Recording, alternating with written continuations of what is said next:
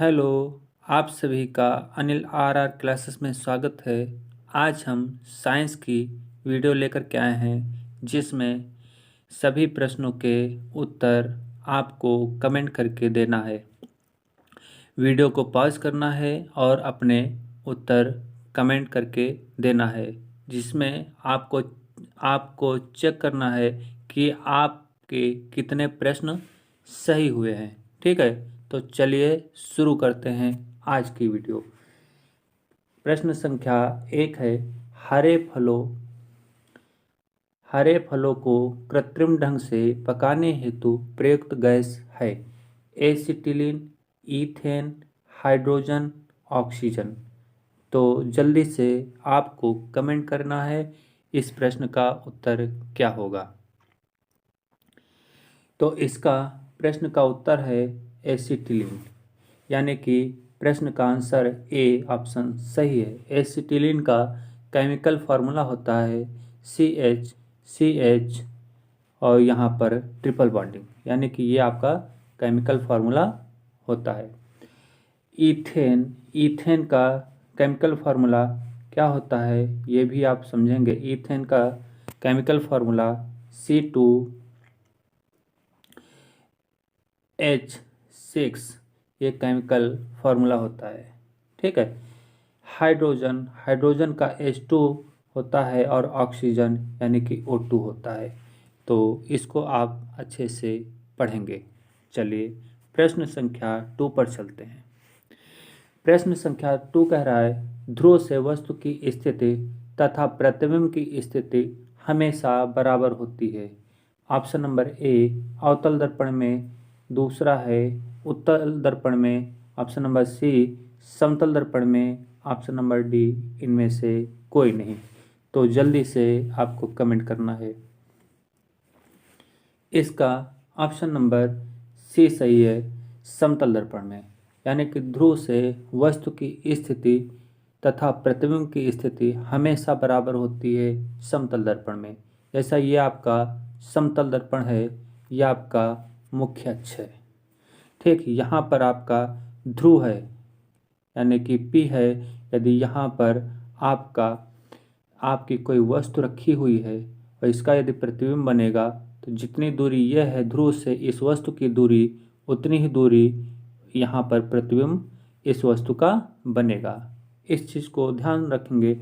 समतल दर्पण में जब भी प्रतिबिंब बनता है तो हमेशा सीधा व आभासी बनता है, हमेशा याद रखेंगे। और एक कंडीशन और, समतल दर्पण में जो भी प्रतिबिंब बनता है वो वस्तु के साइज के बराबर होता है, यानी कि वस्तु के आकार के बराबर बनता है, आभासी व सीधा बनता है। चलिए आगे चलते हैं। प्रश्न संख्या 3 कह रहा है कि फॉर्मिक अम्ल पाया जाता है। ऑप्शन नंबर ए नींबू में, ऑप्शन नंबर बी सिरका में, ऑप्शन नंबर सी दूध में, ऑप्शन नंबर डी मधुमक्खियों में। तो जल्दी से आपको कमेंट करना है फॉर्मिक अम्ल किस में पाया जाता है। तो इसका ऑप्शन नंबर डी सही है। ऑप्शन नंबर डी इस राइट आंसर, यानी मधुमक्खियों में। जो फॉर्मिक अम्ल पाया जाता है वो मधुमक्खियों में पाया जाता है और चींटी के डंक में भी पाया जाता है। चींटी के डंक में भी यही अम्ल पाया जाता है। ठीक है, चलिए आगे चलते हैं। प्रश्न संख्या 4 कह रहा है कि निम्न में से ग्रीन हाउस गैस है। तो ग्रीन हाउस गैस कौन सी है? Oxygen, nitrogen, ozone, sodium. तो जल्दी से वीडियो को पॉज करिए और अपने प्रश्न का उत्तर कमेंट करके हमें ज़रूर लिखिए दीजिए। तो देखिए, इसका ग्रीन हाउस गैस जो है आपकी ओजोन है। क्या है? ओजोन। ओजोन जो है ना आपकी ग्रीन हाउस गैस है। इसमें भी आपको बता देते हैं, ऑक्सीजन का परमाणु क्रमांक होता है 8, नाइट्रोजन का परमाणु क्रमांक होता है 7, और इसके बाद सोडियम का परमाणु क्रमांक होता है 11। ये भी आपको ध्यान रखना है। चलिए प्रश्न संख्या 5 कह रहा है कि निम्न में से कौन सी धातु सबसे अधिक क्रियाशील है। Option number A sodium, B potassium, C silver, D सोना। तो सबसे अधिक क्रियाशील धातु सोडियम है। Option number A is right answer. Option number A is right answer, यानी कि सोडियम सबसे अधिक क्रियाशील धातु है। तो और एक चीज़ ध्यान दीजिए, सबसे अधिक क्रियाशील धातु सोडियम है, और यदि कम की बात की जाए तो सबसे कम क्रियाशील धातु सोना है, यानी कि गोल्ड है। यह सबसे कम क्रियाशील है। ठीक है, क्रियाशील है। चलिए अगले प्रश्न पर चलते हैं। प्रश्न संख्या 6। अलेक्जेंडर फ्लेमिंग ने खोज की एक्सरे की, टेलीफोन की, पेनिसिलिन की, या इनमें से कोई नहीं। तो अलेक्जेंडर ने किसकी खोज की? अपने प्रश्न का उत्तर हमें कमेंट करके जरूर दीजिए। तो चलिए इसका उत्तर हम बताते हैं। सी ऑप्शन सही है, यानी कि पेनिसिलिन। प्रश्न संख्या 7 है। एलपीजी एक मिश्रण है। ऑप्शन नंबर ए ब्यूटेन एवं प्रोपेन का, बी ब्यूटेन एवं ऑक्सीजन का, सी ब्यूटेन एवं प्रोपेन का, नहीं, और डी मीथेन एवं ऑक्सीजन का। तो जल्दी से कमेंट करेंगे। सबसे पहले मैं बता दूं, एलपीजी का फुल फॉर्म होता है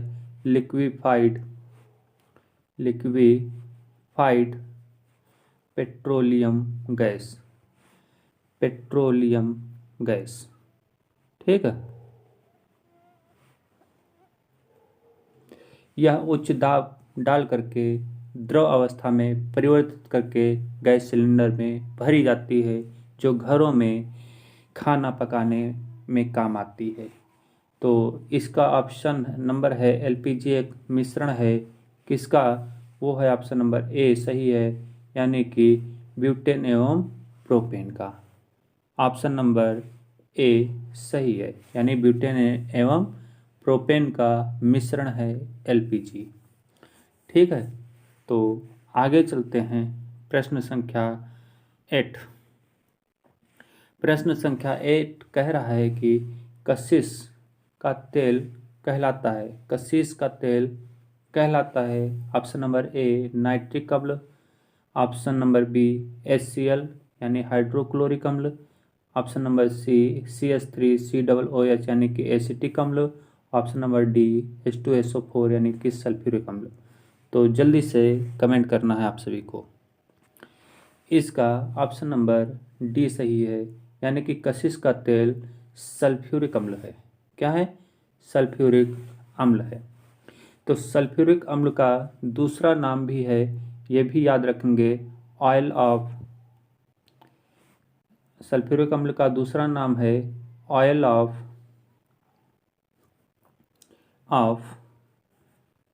विट्रियाल। विट्रिऑल, ये भी इस ध्यान रखेंगे, ऑयल ऑफ विट्रियाल। सल्फ्यूरिक अम्ल का दूसरा नाम कशिश का तेल भी है, और ऑयल ऑफ विट्रियाल भी इसे ही कहते हैं। चलिए आगे चलते हैं प्रश्न संख्या 9 पर। प्रश्न संख्या 9 कह रहा है कि रासायनिक ऊर्जा को विद्युत ऊर्जा में रूपांतरण किसके द्वारा किया जाता है? ऑप्शन नंबर ए विद्युत चुंबक, option number B photocell, option number C विद्युत अपघट, डी संचायक सेल। तो रासायनिक ऊर्जा को विद्युत ऊर्जा में रूपांतर किसके द्वारा किया जाता है, ये आपको कमेंट करके उत्तर देना है। इस प्रश्न का उत्तर हम नहीं देंगे। चलिए आगे बताते हैं।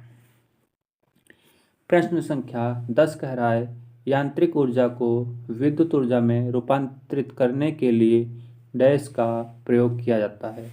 यांत्रिक ऊर्जा को विद्युत ऊर्जा में परिवर्तित करने के लिए किसका प्रयोग करते हैं, ये आपको बताना है। ये इसका ऑप्शन नंबर ए सही है, डायनमो।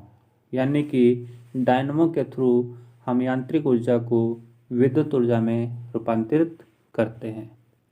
आगे चलते हैं प्रश्न संख्या 11। प्रश्न संख्या 11 कह रहा है आधातु है। आधातु आपको बताना है कौन सी है। Option number A calcium, B iodine, C sodium और डी एल्यूमिनियम। इसमें आपकी आधातु कौन सी है? तो इसका ऑप्शन नंबर बी सही है, यानी कि आयोडीन। आयोडीन क्या है? एक आधातु है। क्या है? आधातु।